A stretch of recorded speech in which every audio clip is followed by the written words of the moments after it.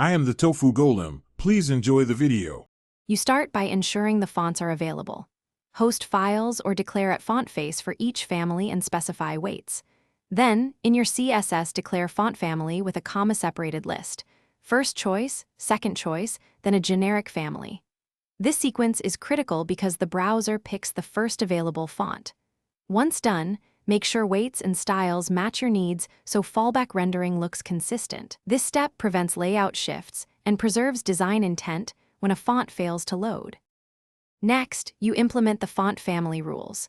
Apply a comma-separated list at root or specific selectors so components inherit properly.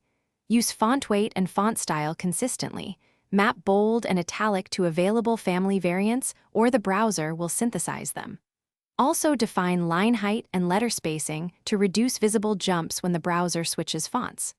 Once applied, test pages with fonts disabled or unreachable to confirm the fallback order. Preserves readability. Finally, you optimize and verify. Add font display. Swap to avoid invisible text and preload critical fonts to speed initial render. Make sure server headers, cores, and MIME types allow font downloads if hosting remotely. If metrics differ, adjust fallback spacing and sizes so switching fonts doesn't break layout.